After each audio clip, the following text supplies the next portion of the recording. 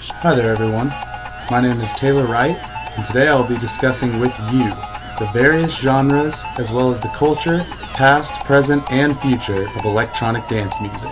So let's get to it.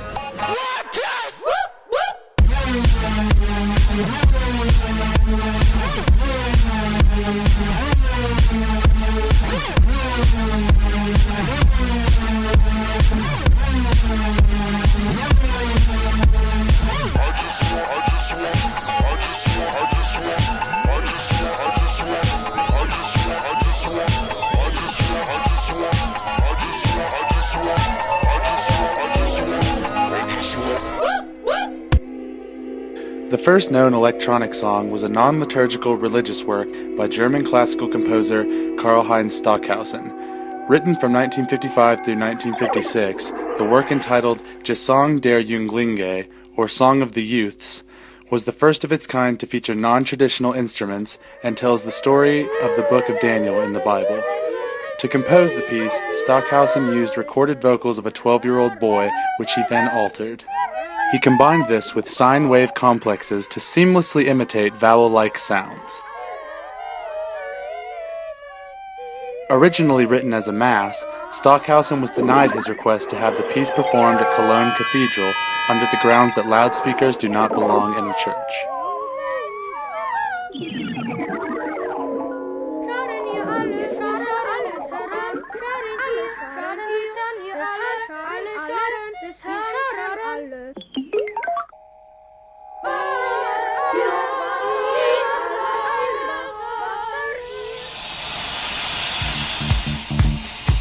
Commercial electronic music began in the late 1960s as the new blossoming genre called disco, which was primarily directed towards underground African American and gay cultures in New York City. Gershon Kingsley's track Popcorn is often referred to as the first dance track.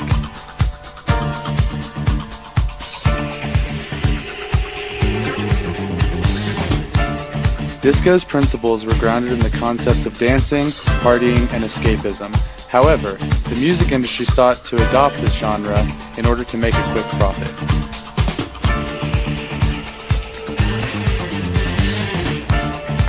By the end of the 1970s, disco had entered the mainstream and had become associated with fame and glamour, which contradicted what it was initially about.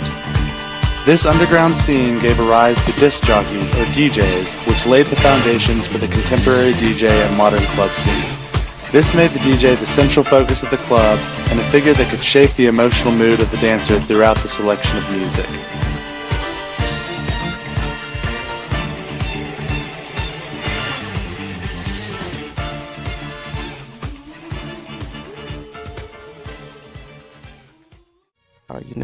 I just like to kind of take people on a journey. Let them feel like they've been on a ride through time, past and future. Following disco, house and techno music were born in Chicago and Detroit respectively. The development of the genres was aided by the development of new technologies such as drum machines and synthesizers. Frankie Knuckles, who took inspirations from the rhythms of disco and the energies of the dance floor, and also the surrounding urban environment, pioneered house music.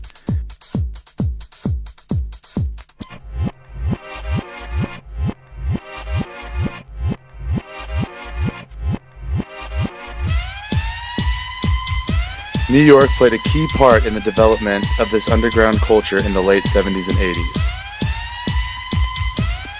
Paradise Garage, a popular New York club, was established as one of the scene's most important venues. While house music remained an underground movement in the United States, it eventually gained mainstream exposure in the United Kingdom with the rise of acid house, taking the music to a wider audience. Acid house was centered in Manchester's Hacienda, tapping into the developing ecstasy culture at the end of the 1980s and the start of the 1990s. Manchester became a melting pot of hybrid rock dance bands, and club culture was taking shape with the combination of Detroit techno with the new sounds of British dance music.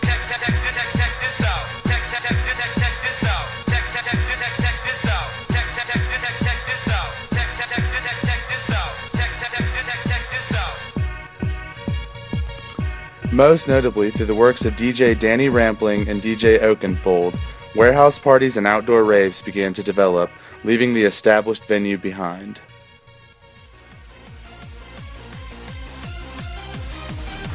The Plymouth Warehouse is an old theater with an enormous stage and many different levels, which together with the numerous dance platforms makes for an interesting space. The club has been transformed by two sonic sound rigs and laser and computer graphics, tailor-made for tonight's ultimate party night. And 1,500 people are here to witness it.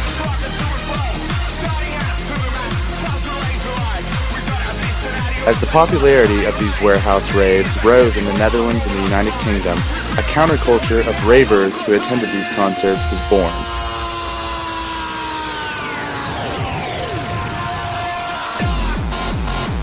Here we see the emergence of the genres of harder dance music such as hardstyle, jumpstyle, and happy hardcore.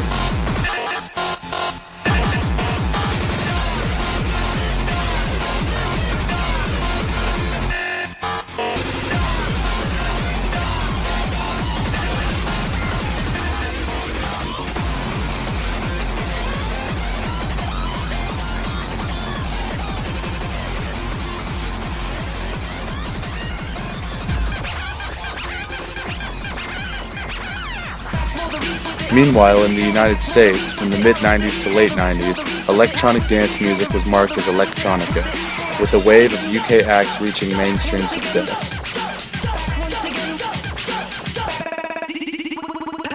Once again, will the renegade master, D4 damager, power to the people, back once again, will the renegade master, D4 damager, with the ill behavior, back once again, will the renegade master, D4 damager, power to the people, back once again, will the renegade master, D4 damager, with the ill behavior, back once again, will the renegade master, D4 damager, power to the people, back once again, will the renegade master, D4 damager, the ill behavior, back once again, will the renegade master. It wasn't until the mid-2000s that the acronym EDM was coined.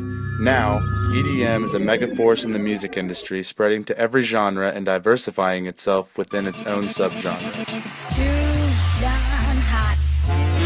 It is not uncommon for an electronic dance music song to use the method of sampling, a process that includes using clips from previously made tracks.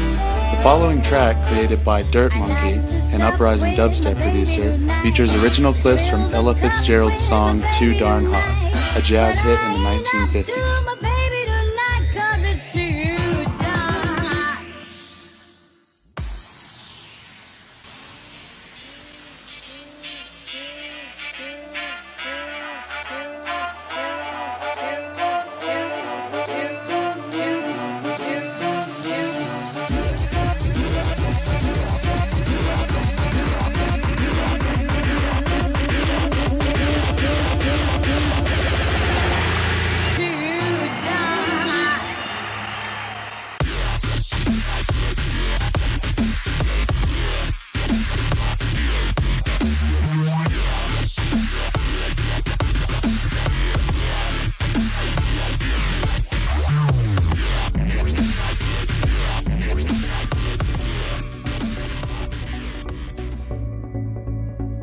A fairly common misconception that has come about is that creating, or also referred to as producing, electronic dance music is a simple task.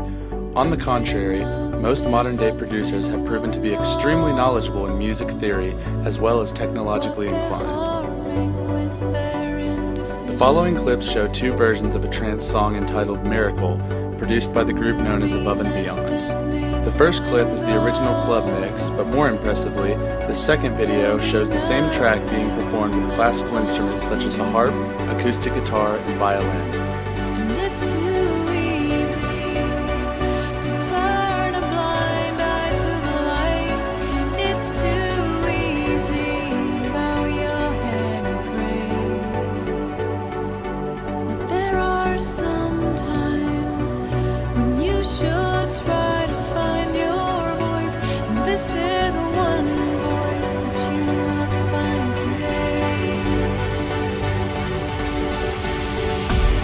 Are you home?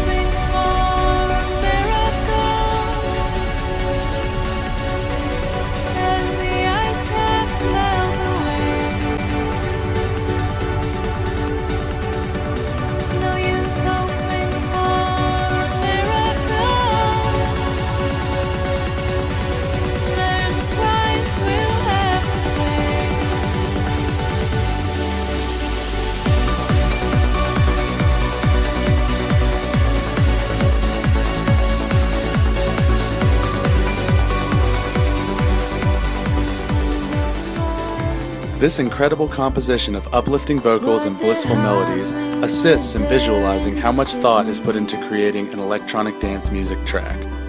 And who will be left standing when I'm gone? There'll be nothing left but a vision. And it's too easy to turn a blind eye to the light. It's too easy to bow your head and pray. There are some times when you should try to find your voice. This is one voice that you must find today. Are you hoping for a miracle? As the ice caps melt away, no use hoping for a miracle. There's a price we'll have to pay.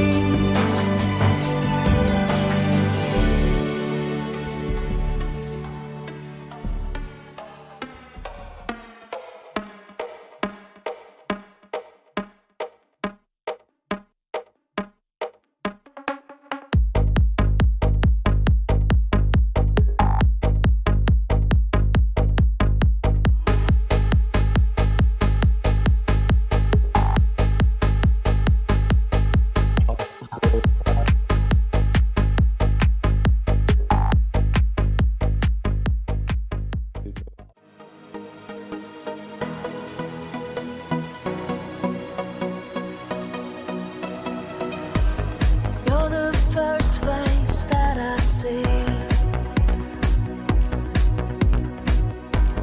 and the last thing I think about. You're the reason that I'm alive. You're what I can't live without. You're what I can't live without. You never give up when I'm falling apart. Your arms are always open wide, and you're quick to forgive.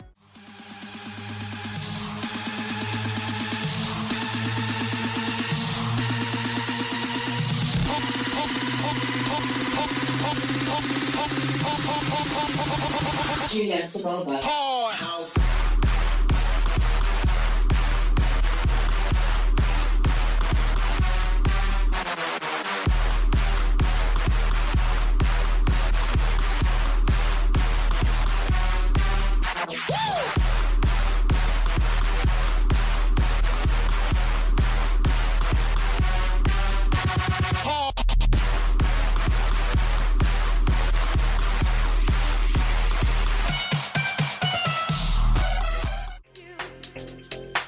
When I'm lying with you, baby, when I'm lying with you, makes me wanna do something.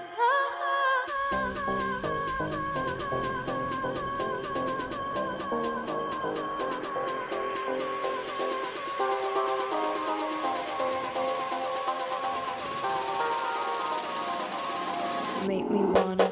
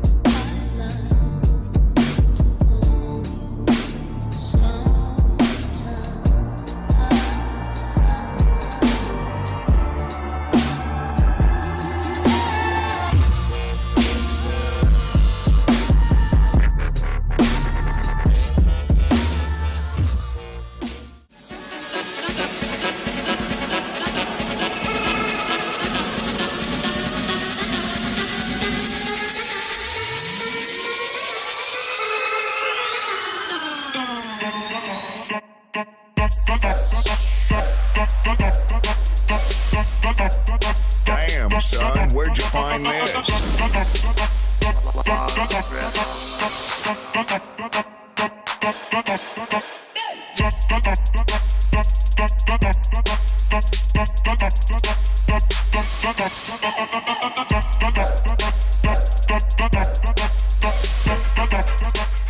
It's like I picked the wrong week to quit amphetamines.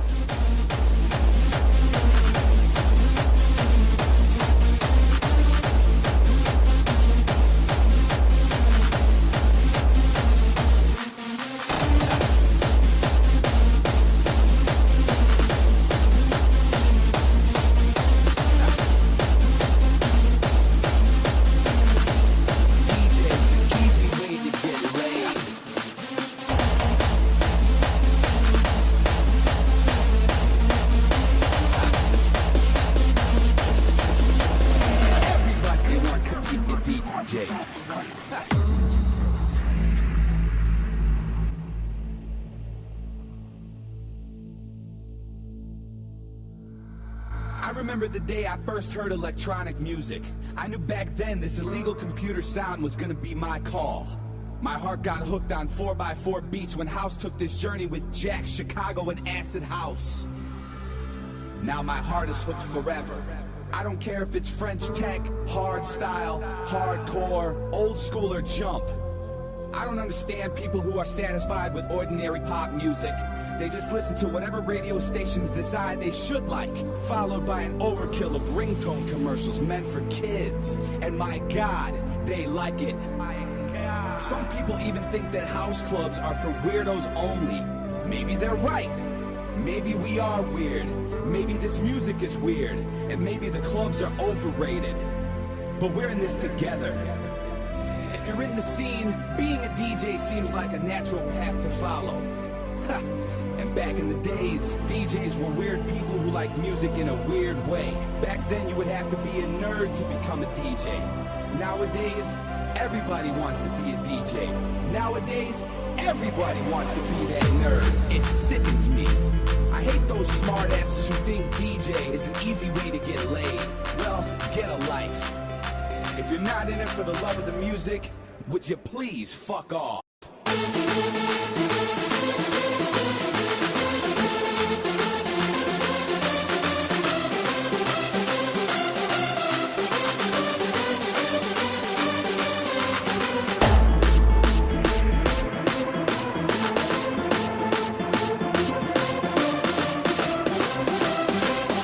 If you're not in it for the love of the music, would you please fuck off?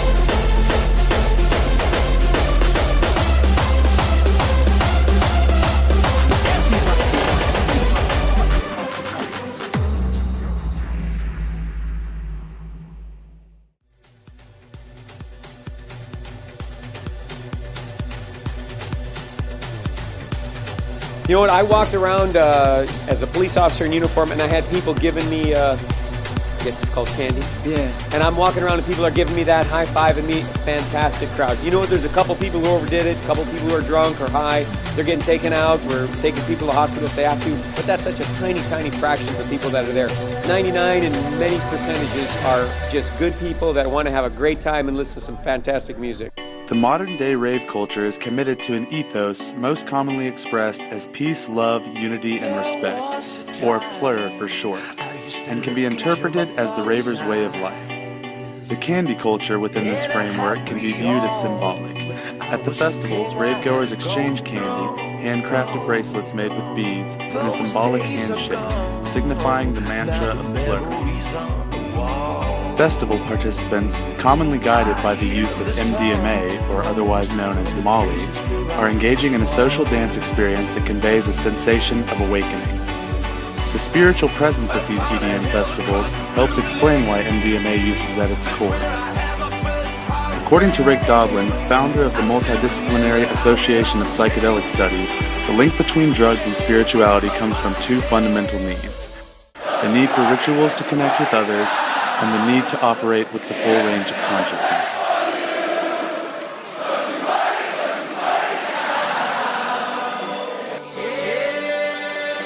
While electronic dance music began as a genre for the underground music scene, there's no denying that it has rose to mainstream heights.